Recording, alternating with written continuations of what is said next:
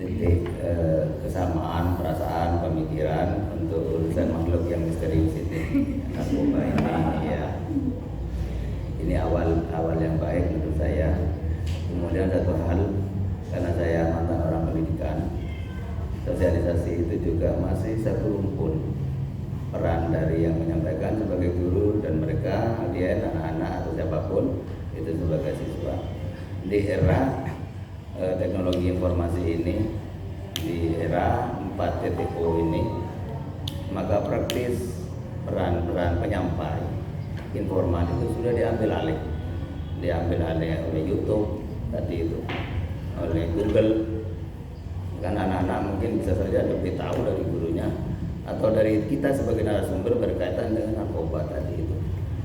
Maka sebetulnya katanya Yongma sudah habis peran kita itu diambil oleh dunia, oleh apa, teknologi digital itu ya, barang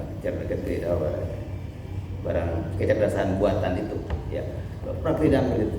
Tinggal satu fungsi itu yang tidak mungkin diambil katanya, yang tidak mungkin diambil alih oleh robot itu. Maka satu itu adalah sentuhan kasih sayang. Kasih sayang itu tidak mungkin akan dimiliki robot, karena itu mungkin hanya manusia yang punya. Nah, ya barangkali itu yang saya titip saja ya kepada teman-teman Banar, kalau nanti misalnya melakukan itu, sentuhan kasih, perhatian care kepada anak-anak ini yang bisa saja mereka terjerumus, yang katanya tadi di desa-desa itu ada sesuatu yang hilang, tidak diperoleh dari gurunya, dari orang tuanya.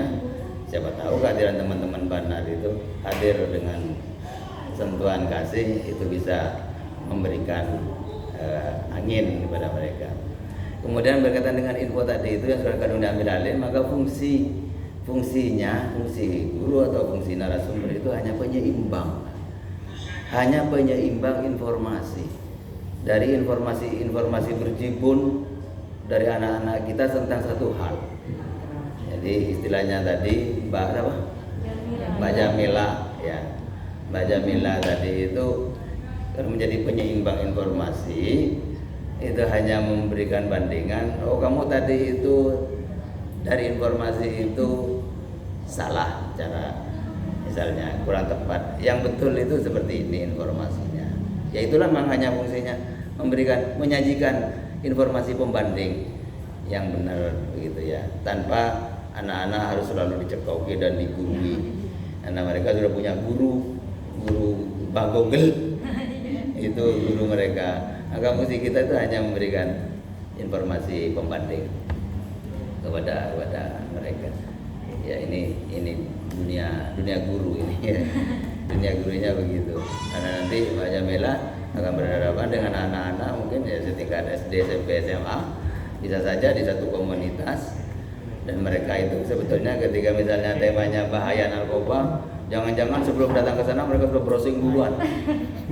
Ya baik di YouTube maupun mereka sudah tahu lebih awal tentang jenisnya dan lain sebagainya. Dan bahkan kalau ketemu dengan SMA yang tadi itu sudah tahu juga rasanya. Ya, kok mau digurui itu ya. Ya silakanlah, harus memastikan betul ya ketika kita berhadapan dengan siapa, mengetahui posisinya. Hanya saya biasanya tanya, teman-teman siapa yang hadir itu, dari komunitas mana. Jadi ini penting bertemu, jangan sampai kemudian kita itu merasa paling pintar sendiri, sementara yang di sana itu cengar-cengir gitu ya, mentertawakan kita. Ya, nah macam itu jadi tidak efektif dan tidak produktif. Ya tapi apapun juga, Banar telah melakukan langkah konkret untuk hal semacam ini.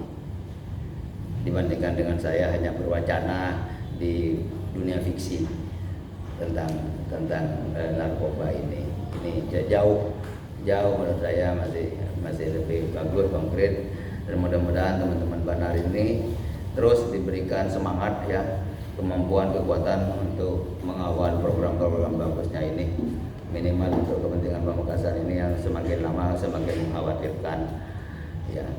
Dulu informasinya Pantura katanya ya, basis apa? Zona merah. Basis narkoba itu zona merah. Tapi kemudian ada jalur ke selatan itu. Pesisir.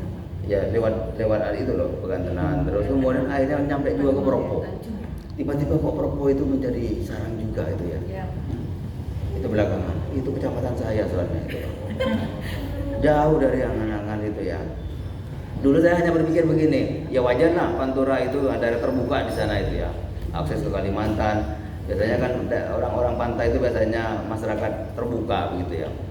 Jadi siapapun di situ masuk, agak egaliter lah. Beda dengan Propo ini yang serba tertutup di situ itu. Tidak mungkin kena narkoba. Nyatanya tembus bobol juga di daerah Propo itu. Kalau kota karena cerdas-cerdas, pinter-pinter menyembunyikan kedoknya, ya jangan khawatir. Saya yakin pabriknya itu di sini di kota ini. Jadi mudah-mudahan kita berdoa minimal jangan sampai keluarga kita, ya keluarga besar kita itu terjebak dengan urusan-urusan semacam ini. Mengerikan memang ya, membayangkan mengerikan ya, begini. Mudah-mudahan dijauhkan oleh Allah Subhanahu Wa Taala dan kita diberikan kemampuan juga untuk berkontribusi terhadap orang lain dalam urusan narkoba ini. Terima kasih. Dari Bu Puji.